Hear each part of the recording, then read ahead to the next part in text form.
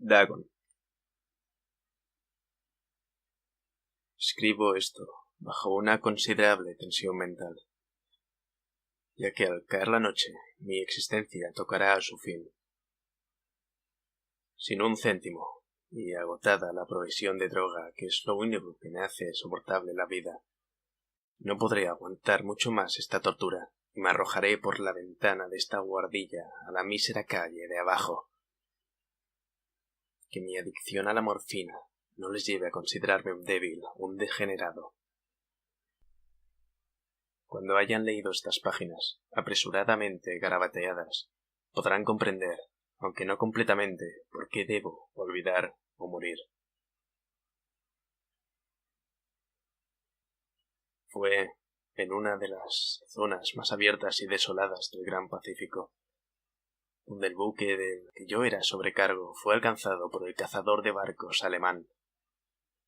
Entonces, la Gran Guerra se hallaba en sus comienzos y las fuerzas oceánicas del Uno aún no habían llegado a su posterior decadencia, así que nuestra nave fue presa según las convenciones, y su tripulación tratada con respeto y consideración debida a prisioneros de guerra.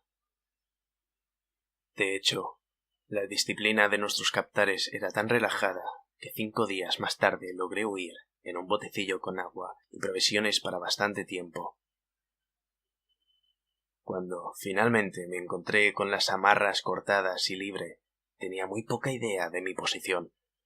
No siendo navegante avezado, tan solo podía suponer vagamente, por el sol y las estrellas, que me encontraba al sur del Ecuador. Desconocía mi longitud, y no había a la vista ni islas ni costas. El tiempo parecía bonacible, y durante un número indeterminado de días navegué sin rumbo bajo el sol abrasador, esperando el paso de un barco o la arribada a las playas de alguna tierra habitable. Pero ni barcos ni tierra hacían su aparición, y yo comencé a desesperar en mi soledad, en medio de aquella oscilante inmensidad de azul ilimitado. El cambio tuvo lugar mientras dormía. Jamás conocí los detalles, ya que mi sueño, aunque problemático y repleto de visiones, fue ininterrumpido. Cuando desperté, lo hice para encontrarme medio hundido en una cenagosa extensión de infernal fango negro que me rodeaba en monótonas ondulaciones hasta tan lejos como llegaba a la vista, y en el que mi bote se encontraba embarrancado a cierta distancia. Aunque podría suponerse que mi primera sensación ante esa prodigiosa e inesperada transformación del paisaje fuese la del asombro, en realidad me encontraba más espantado que perplejo, ya que había en la atmósfera y en el suelo putrefacto una cualidad siniestra que me helaba hasta la médula. La zona era un pudridero de cadáveres de peces descompuestos, así como de otras cosas menos descriptibles que pude ver insinuándose entre el asqueroso légamo de aquella interminable llanura. Quizás no debiera intentar el transcribir con simples palabras la indecible abominación que parecía sentarse en el absoluto silencio y la estéril inmensidad. No había nada al alcance del oído, ni de la vista, excepto una inmensidad de negro limo, y sin embargo, la absoluta quietud y la monotonía del paisaje me agobiaban con un terror nauseabundo. El sol llameaba en un cielo que me pareció casi negro en su cruel ausencia de nubes. Como reflejando las ciénagas de tinta que había bajo mis pies, mientras me arrastraba hacia el bote atorado, comprendí que tan solo había una teoría que pudiera explicar mi situación.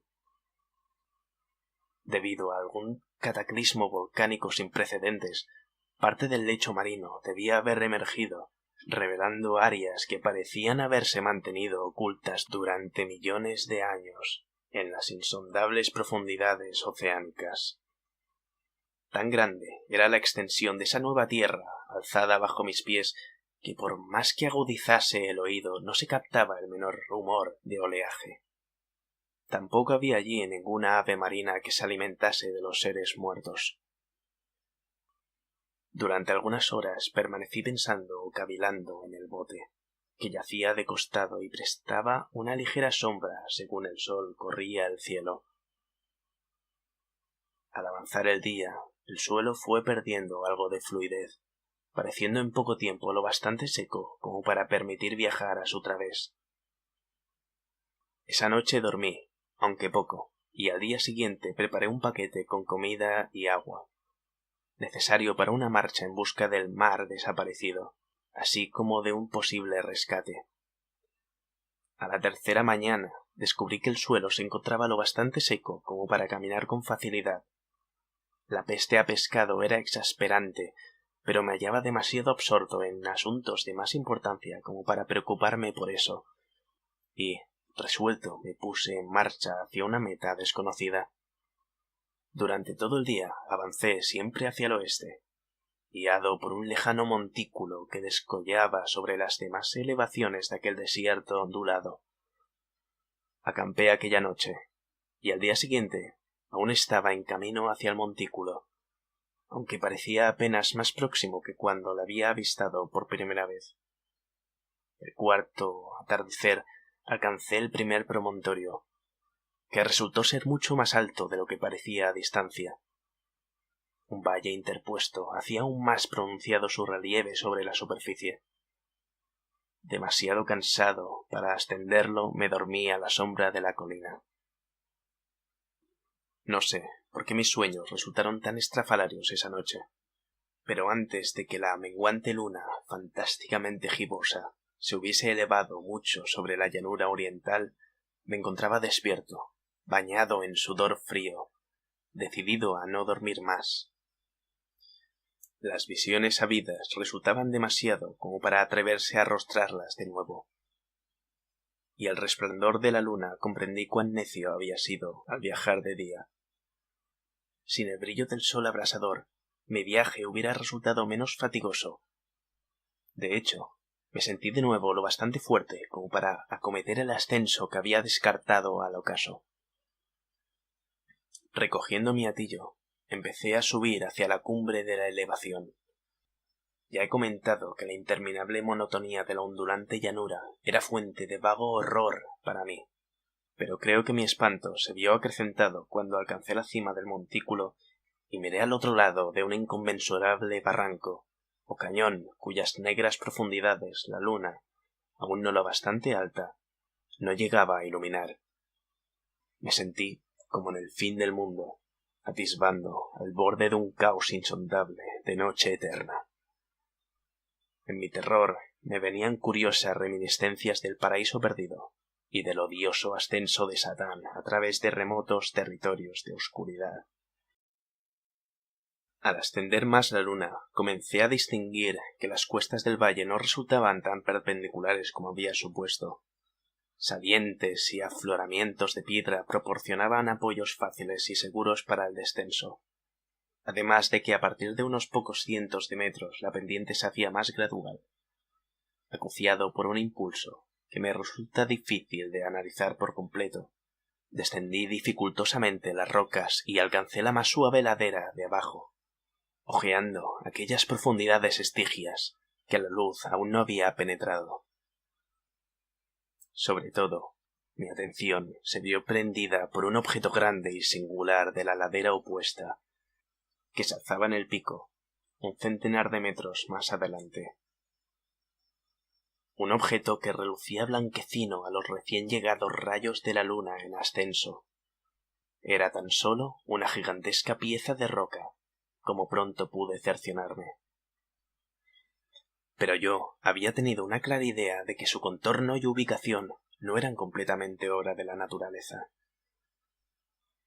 Un examen más detenido me colmó de indescriptibles sensaciones, ya que a pesar de su enorme tamaño y de que se encontraba situado en un abismo abierto en el fondo de los mares desde la juventud de la Tierra, vi más allá de cualquier duda razonable que el extraño objeto era un monolito perfectamente tallado, cuya inmensa mole había conocido el trabajo y quizás la adoración de criaturas vivas y racionales. Aturdido y espantado, aunque no sin cierto escalofrío de placer propio de un científico o arqueólogo, examiné los alrededores con mayor detenimiento. La luna, ahora próxima al cénit, brillaba de forma extraña y vívida sobre los colosales peldaños que circundaban el abismo, revelando el hecho de que un regato de agua fluía al fondo, perdiéndose de vista en ambos sentidos y casi llegando a lamer mis pies cuando fui a detenerme al pie de la ladera. Al otro lado del barranco, las pequeñas olas golpeteaban la base del ciclópeo monolito, en cuya superficie pude ver entonces cinceladas inscripciones y toscos relieves.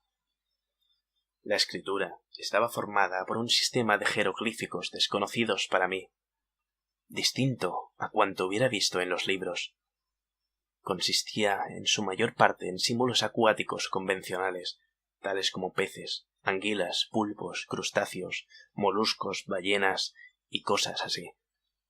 Algunos caracteres, obviamente, representaban seres marinos desconocidos para el mundo moderno, pero cuyos cuerpos en descomposición yo había observado en la llanura surgida del océano.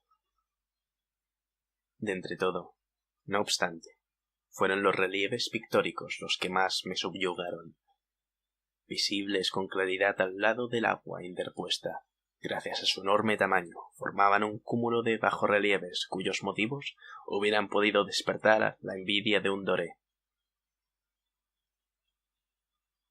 Creo que podría suponerse que aquellos seres representaban hombres, o al menos cierta clase de hombres, aunque se mostraba a las criaturas retozando como peces en las aguas de alguna gruta marina, o rindiendo pleitesía en algún santuario monolítico, al parecer también sumergido. No osaré entrar en detalles acerca de sus formas y rostros, ya que el simple recuerdo me provoca vértigos grotescos más allá de la imaginación de un Poe o un Wulver. Resultaban en líneas generales condenadamente humanos a pesar de sus manos y pies palmeados, labios espantosamente gruesos y fofos y vidrios ojos saltones, así como otros rasgos aún menos agradables de recordar. Cosa bastante curiosa, parecían cincelados sin guardar proporción con su escenario oceánico, ya que una de las criaturas era representada en el acto de matar a una ballena retratada como apenas un poco más grande. Reparé, como digo, en su deformidad y extraña estatura, pero enseguida decidí que se trataba sencillamente de los imaginarios dioses de alguna primitiva tribu de pescadores o marineros. Una tribu cuyo último descendiente había muerto antes de que naciera el primer antepasado del hombre de Piltdown o el del Neandertal. Espantado por este inesperado vistazo a un pasado más allá de la imaginación del más aventurado de los antropólogos, estuve meditando mientras la luna vertía extraños reflejos en el silencioso canal que había ante mí. Entonces, bruscamente, lo vi. Con tan solo un ligero chapoteo, indicando su llegada a la superficie, el ser apareció sobre las oscuras aguas, inmenso, semejante a un polifemo, espantoso. Se lanzó como un tremendo monstruo de pesadilla hacia el monolito, al que rodeó con sus gigantescos brazos escamosos al tiempo que abatía su monstruosa cabeza para prorrumpir en algunos sonidos pausados. Creo que enloquecí entonces.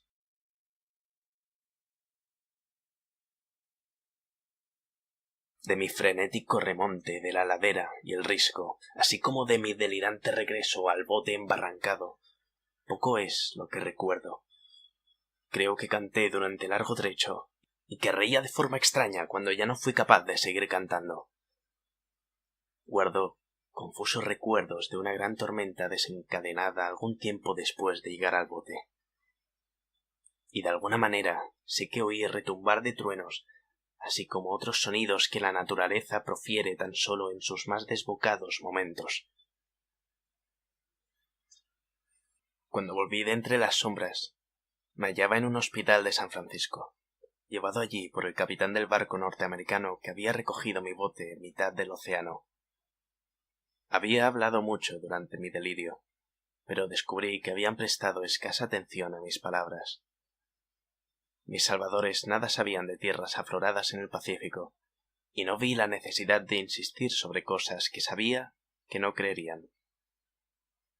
En cierta ocasión acudí a un famoso etnólogo, y lo entretuve con curiosas preguntas acerca de la vieja leyenda filistea de Dagon, el dios pez, pero advirtiendo enseguida que era irremisiblemente convencional, desistí de mi interrogatorio. Es durante la noche, sobre todo cuando la luna es gibosa y menguante, cuando veo al ser. Probé la morfina, pero la droga ha resultado ser tan solo una solución pasajera y me ha atrapado entre sus garras como esclavo sin esperanza de remisión. Así que voy a acabar con todo. Habiendo escrito una relación completa para el conocimiento o la engreída diversión de mis semejantes. A menudo me pregunto si no habrá sido todo una fantasía, un simple monstruo de la fiebre sufrida mientras yacía preso de la insolación y enloquecido en el bote descubierto, tras mi huida del buque de guerra alemán. Eso me digo, pero siempre me viene una espantosa y vívida imagen a modo de respuesta. No puedo pensar en el profundo mar sin estremecerme ante los indescriptibles seres que puede que en este mismo instante estén reptando y removiéndose en sus fondos cenagosos, adorando arcaicos ídolos de piedra y tallando sus propias y detestables imágenes en obeliscos submarinos de rezumante granito. Sueño con el día en que puedan emerger entre el oleaje y sumergir entre sus garras a los restos de una humanidad débil y agotada por la guerra, el día en que la tierra se hunda y el oscuro lecho marino se alce entre el pandemonium universal. El fin está próximo. Escucho un ruido en la puerta, como si un cuerpo inmenso y resbaladizo se debatiera contra ella. No dará conmigo. ¡Dios! ¡Esa mano! ¡La ventana! ¡La ventana!